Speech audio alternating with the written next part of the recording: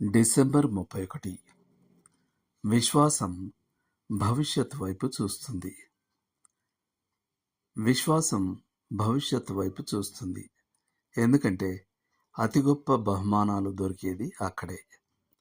Hebrew పత్రిక 11వ అధ్యాయంలో పేర్కొనబడిన వ్యక్తులకు ఓ రోజు తమకు బహుమానం ఇవ్వబడుతుందనే వారి విశ్వాసానికి దేవుని సాక్ష్యం ఉంది. నిజ విశ్వాసులు విశ్వాసంతో ఎదురుచూచే ఆ పరలోక పట్టణంలో క్రీస్తుని ఎరిగిన మనమందరం ఓ రోజు పాలు పంపులు కలిగి ఉంటాం. మనం ఈ పూర్వపు పరిశుద్ధుల కొరకు కృతజ్ఞతలు చెల్లించాలి. కష్ట సమయాల్లో నమ్మకంగా వారున్నారు, కానీ ఆశీర్వాదాలు మనం అందుకున్నాం.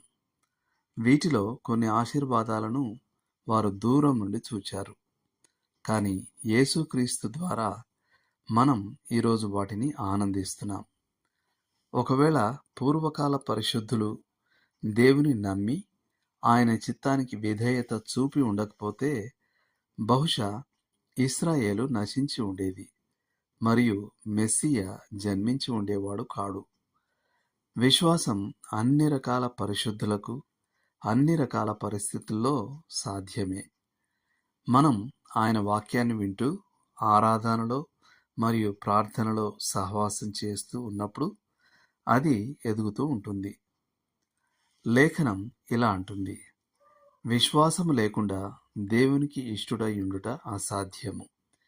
హెబ్రీ పత్రిక 11వ అధ్యాయం 6వ వచనం. తీసి చదవండి.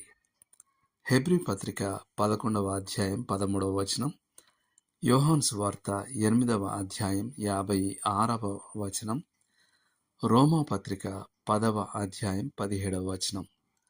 చేయాల్సిన పని. విశ్వాసం ఎలా ఎదుగుతుందో గమనించండి. మీ విశ్వాసాన్ని పెంపొందించుకోవడానికి, ఈ ఆచరణాత్మక పద్ధతుల్ని ఉపయోగించుకోవడానికి నేడు ఓ ఉద్దేశపూర్వక ప్రయత్నం చేయండి. దేవుడు మిమ్మల్ని దీవించునుగాక. ఆమేన్.